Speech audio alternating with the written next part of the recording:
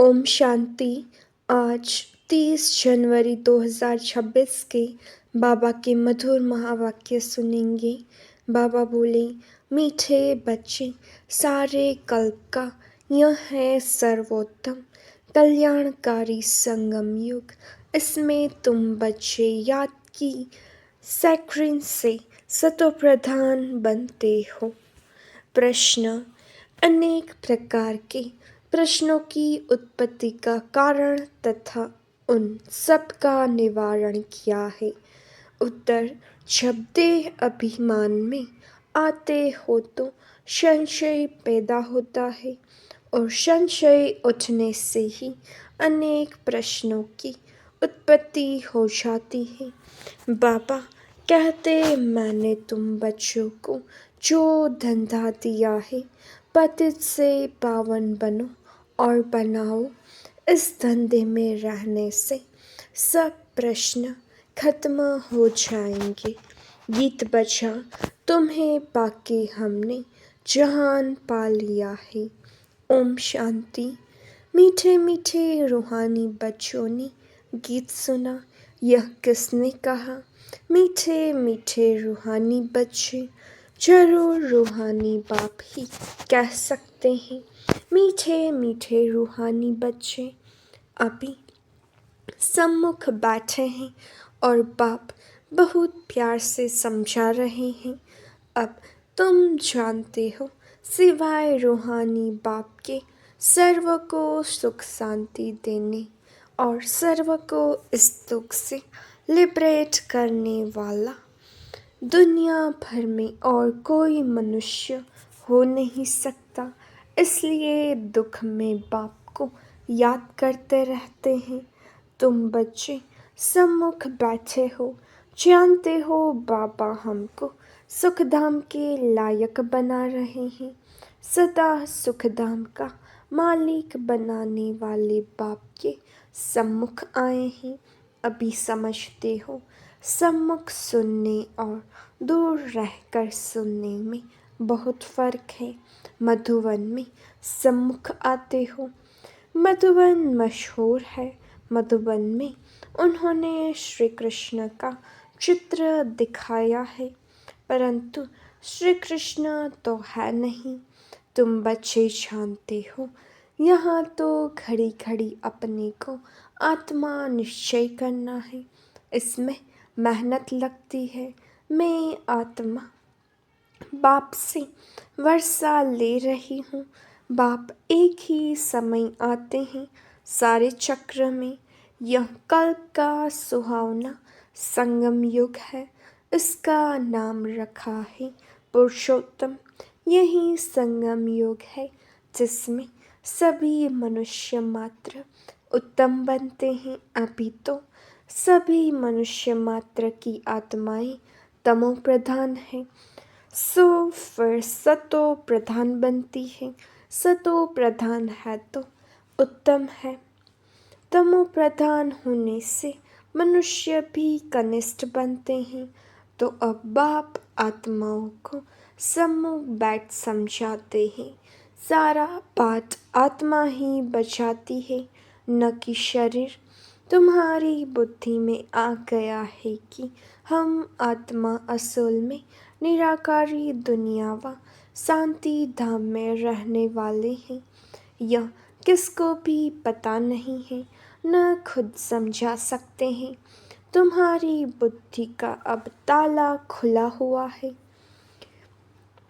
तुम समझते हो, बरोबर आत्माएं परम धाम में रहती है। वह है इनकॉर्पोरियल वर्ल्ड, यह है कॉर्पोरियल वर्ल्ड। यहाँ हम सब आत्माएं एक्टर्स, पाठधारी हैं।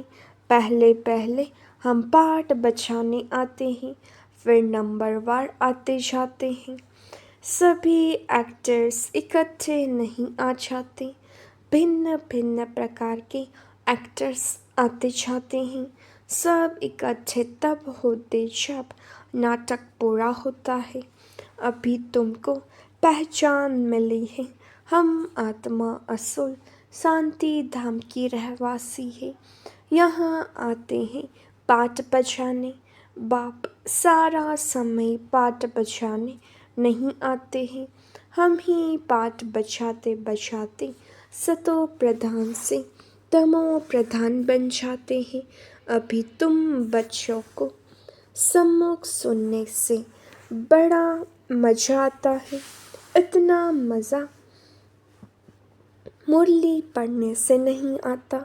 यहाँ सम्मुख होना तुम बच्चे समझते हो कि भारत गॉड गॉडेस का स्थान था, अभी नहीं है। चित्र देखते हो था जरूर, हम वहाँ के रहवासी थे। पहले पहले हम देवता थे। अपने पाठ को तो याद करेंगे कि भूल जाएंगे। बाप कहते हैं तुमने यह पाठ बचाया, यह ड्रामा है। नई दुनिया सो फिर जरूर पुरानी दुनिया होती है। पहले पहले ऊपर से जो आत्माएं आती हैं वो गोल्डन एज में आती हैं। यह सब बातें अभी तुम्हारी बुद्धि में है। तुम विश्व के मालिक महाराजा महारानी थे, तुम्हारी राजधानी थी। अभी तो राजधानी है नहीं, अभी तुम सीख रहे हो। हम राजाई कैसे चलाएंगे, वहाँ वज़ीर होते नहीं, राय देने वाले की दरकार नहीं। वहाँ तो श्रीमत द्वारा श्रेष्ठ ते श्रेष्ठ बन जाते हैं। फिर इनको दूसरे कोई से राय लेने की दरकार नहीं है। अगर कोई से राय ले तो समझा जाएगा उनकी बुद्धि कमज़ोर है। अभी जो श्रीमत मिलती है वह सतयुग में भी कायम रहती है। अभी तुम समझते हो पहले पहले बरोबर इन देवी देवताओं का आधा कल्प राज्य था। अब तुम्हारी आत्मा रिफ्रेश हो रही है। यह नॉलेज परमात्मा के सिवाय कोई भी दे न सके। अभी तुम बच्चों को देही अभिमानी बनना है। शांति धाम से आकर यहाँ तुम टोकी बने हो। टोकी होने बिगड़ कर्म हो न सके। यह बड़ी समझने की बातें हैं। जैसे बाप में सारा ज्ञान है, वैसे तुम्हारी आत्मा में भी सारा ज्ञान है। वैसे तुम्हारी आत्मा में भी ज्ञान है। आत्मा कहती है हम एक शरीर छोड़ संस्कार अनुसार फिर दूसरा शरीर लेता हूँ। पुनर्जन्म भी जरूर होता है। आत्मा को जो भी पाठ मिला हुआ है वह बचाती रहती है। संस्कारों अनुसार दूसरा जन्म लेते रहते हैं। आत्मा की दिन प्रतिदिन प्योरिटी की डिग्री कम होती जाती है। पतित अक्षर द्वापर से काम में लाते हैं, फिर भी थोड़ा सा फर्क जरूर पड़ता है। तुम नया मकान बनाओ, 1 मास के बाद जरूर फर्क पड़ेगा। अभी तुम बच्चे समझते हो बाबा हमको वर्षा दे रहे हैं। बाप कहते हैं हम आए हैं तुम बच्चों को वर्षा देने। जितना जो पुरुषार्थ करेगा उतना पद पाएगा। बाप के पास कोई फर्क नहीं है। बाप जानते हैं हम आत्माओं को पढ़ाते हैं। आत्मा का हक है बाप से वर्षा लेने का। इसमें मेल फीमेल की दृष्टि यहाँ नहीं रहती। तुम सब बच्चे हो, बाप से वर्षा ले रहे हो। सभी आत्माएं ब्रदर्स हैं जिनको बाप पढ़ाते हैं, वर्षा देते हैं। बाप ही रूहानी बच्चों से बात करते हैं। हे लाडले मीठे सिखिलते बच्चों, तुम बहुत समय पाठ बचाते बचाते अब फिर आकर मिले हो अपना वर्षा लेने। यह भी ड्रामा में नोंद है, शुरू से लेकर पाठ नोंदा हुआ है। तुम एक्टर्स पाठ बजाते एक्ट करते रहते हो। आत्मा अविनाशी है, इसमें अविनाशी पाठ नोंदा हुआ है। शरीर तो बदलता रहता है, बाकी आत्मा सिर्फ पवित्र से अपवित्र बनती है, पतित बनती है। सतयुग में है पावन, इसको कहा जाता है पतित दुनिया। जब देवताओं का राज्य था तो वाइसलेस वर्ल्ड थी, अभी नहीं है, यह खेल है ना। नई दुनिया सो पुरानी दुनिया, पुरानी दुनिया फिर नई दुनिया। अभी सुखधाम स्थापन होता है, बाकी सब आत्माएं मुक्ति धाम में रहेगी। अभी यह बेहद का नाटक आकर पूरा हुआ है, सब आत्माएं मच्छरों में सल जाएगी। इस समय कोई भी आत्मा आए तो पतित दुनिया में उनकी क्या वैल्यू होगी? वैल्यू उनकी है जो पहले पहले नई दुनिया में आते हैं। तुम जानते हो जो नई दुनिया थी वह फिर पुरानी बनी है। नई दुनिया में हम देवी देवता थे, वहाँ दुख का नाम नहीं था। यहाँ तो अथाह दुख है। बाप आकर दुख की दुनिया से लिबरेट करते हैं। यह पुरानी दुनिया बदलनी जरूर है। तुम समझते हो बरोबर हम सतयुग के मालिक थे, फिर 84 जन्मों के बाद ऐसे बने हैं। अब फिर बाप कहते हैं मुझे याद करो तो तुम स्वर्ग के मालिक बनेंगे। तो हम क्यों न अपने को आत्मा निश्चय करें और बाप को याद करें। कुछ तो मेहनत करनी होगी ना। राजाई पाना कोई सहज थोड़ी ही है। बाप को याद करना है, यह माया का वंडर है जो घड़ी घड़ी तुमको भुला देती है। उसके लिए उपाय रचना चाहिए, ऐसे नहीं मेरा बनने से याद जम जाएगी। बाकी पुरुषार्थ क्या करेंगे? नहीं, जब तक जीना है पुरुषार्थ करना है, ज्ञान अमृत पीते रहना है। यह भी समझते हो हमारा यह अंतिम जन्म है। इस शरीर का भान छोड़ देही अभिमानी बनना है। गृहस्थ व्यवहार में भी रहना है, पुरुषार्थ जरूर करना है। सिर्फ अपने को आत्मा निश्चय कर बाप को याद करो। त्वमेव माता च पिता त्वमेव, यह सब है भक्ति मार्ग की महिमा। तुमको सिर्फ एक अल्फ को याद करना है, एक ही मीठी सैक्रीन है और सब बातें छोड़ एक सैक्रीन। बाप को याद करो, अभी तुम्हारी आत्मा सतो प्रधान बनी है। अभी तुम्हारी आत्मा तमो प्रधान बनी है। उनको सतो प्रधान बनाने के लिए याद की यात्रा में रहो। सबको यही बताओ, बाप से सुख का वर्षा लो। सुख होता ही है सतयुग में। सुखधाम स्थापन करने वाला बाबा है। बाप को याद करना है बहुत सहज, परंतु माया का ऑपोजिशन बहुत है, इसलिए कोशिश कर मुझ बाप को याद करो तो खाद निकल जाएगी। सेकंड में जीवन मुक्ति गाया जाता है। हम आत्मा रूहानी बाप के बच्चे हैं, वहाँ के रहने वाले हैं। फिर हमको अपना पार्ट रिपीट करना है। इस ड्रामा के अंदर सबसे जास्ती हमारा पार्ट है। सुख भी सबसे जास्ती हमको मिलेगा।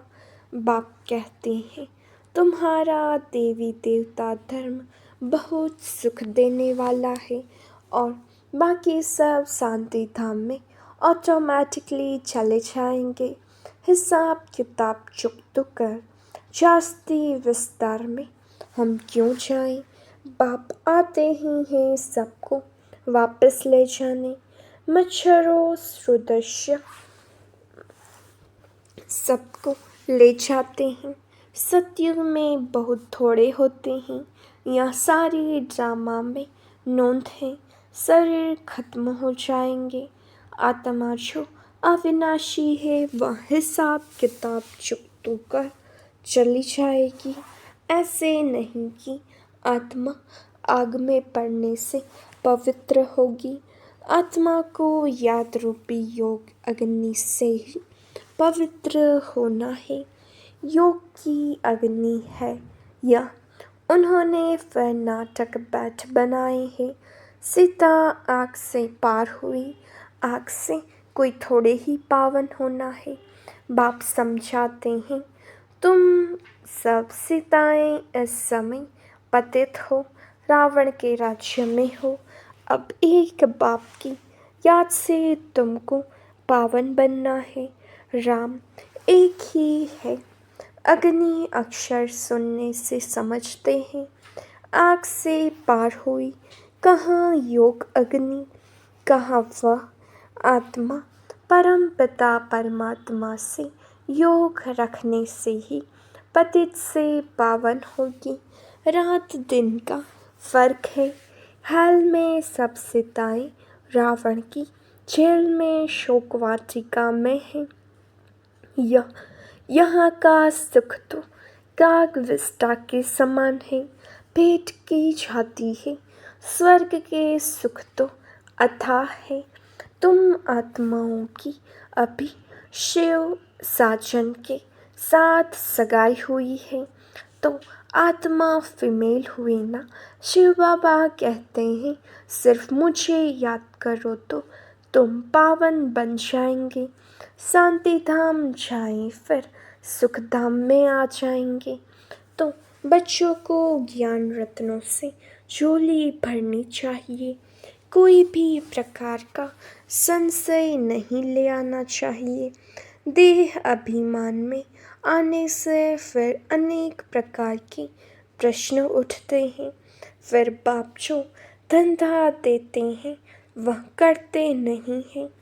मूल बात है, हमको पतित से पावन बनना है। दूसरी बातें छोड़ देनी है। राजधानी की जैसी रस्म रिवाज होगी वह चलेगी।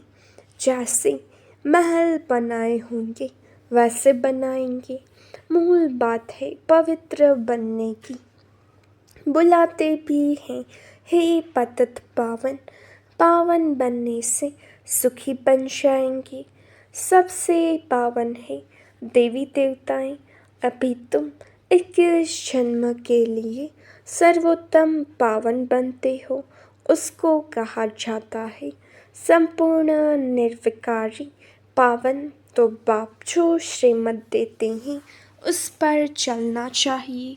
कोई भी संकल्प उठाने की दरकार नहीं। पहले हम पतित से पावन तो बने। पुकारते भी हैं हे पतित पावन, परंतु समझते कुछ भी नहीं। यह भी नहीं जानते पतित पावन कौन है। यह है पतित दुनिया, वह है पावन दुनिया। मुख्य बात है ही पावन बनने की। पावन कौन बनाएंगे यह कुछ भी पता नहीं। पतित पावन कह बुलाते हैं, परंतु बोलो तुम पतित हो तो बिगड़ पड़ेंगे। अपने को विकारी कोई भी समझते नहीं। कहते हैं गृहस्थी में तो सब थे। राधा कृष्ण लक्ष्मी नारायण को भी बच्चे थे ना, लेकिन वहाँ योग बल से बच्चे पैदा होते हैं, यह भूल गए हैं। उनको वाइसलेस वर्ल्ड स्वर्ग कहा जाता है, वह है शिवालय। बाप कहते हैं पतित दुनिया में एक भी पावन नहीं। यह बाप टीचर और सद्गुरु है जो सबको सद्गति देते हैं। वह तो एक गुरु चला गया तो फिर बच्चे को गति देंगे, अब वह कैसे सद्गति में ले जाएंगे। सर्व का सद्गति दाता है ही एक, सतयुग में सिर्फ देवी देवता होते हैं, बाकी इतनी सब आत्माएं शांति धाम में चली जाएंगी। रावण राज्य से छूट जाते हैं, बाप सबको पवित्र बनाकर ले जाते हैं। पावन से फट से कोई पतित नहीं बनते हैं, नंबरवार उतरते हैं सतो प्रधान से सतो रजो तमो। तुम्हारी बुद्धि में 84 जन्मों का चक्र बैठा है, तुम जैसे अब लाइट हाउस हो। ज्ञान से इस चक्र को जान गए हो कि यह चक्र कैसे फिरता है। अभी तुम बच्चों को और सबको रास्ता बताना है। सब नहीं आए हैं, तुम पायलट हो, रास्ता बताने वाले। सबको बोलो आप शांति धाम सुख धाम को याद करो, कलयुग दुख धाम को भूल जाओ। अच्छा मीठे मीठे से खिलते बच्चों प्रति माता पिता बाप दादा का याद प्यार और गुड मॉर्निंग। रूहानी बाप की रूहानी बच्चों को नमस्ते। हम रूहानी बच्चों की रूहानी बाप दादा को याद प्यार नमस्ते गुड मॉर्निंग ओम शांति। शुक्रिया बाबा शुक्रिया। धारणा के लिए मुख्य सार। पहली पॉइंट, जब तक जीना है ज्ञान अमृत पीते रहना है। अपनी झोली ज्ञान रत्नों से भरनी है, संशय में आकर कोई प्रश्न नहीं उठाने हैं। दूसरा, योग अग्नि से आत्मा रूपी सीता को पावन बनाना है। किसी बात के विस्तार में जास्ती न जाकर देही अभिमानी बनने की मेहनत करनी है। शांति धाम और सुख धाम को याद करना है।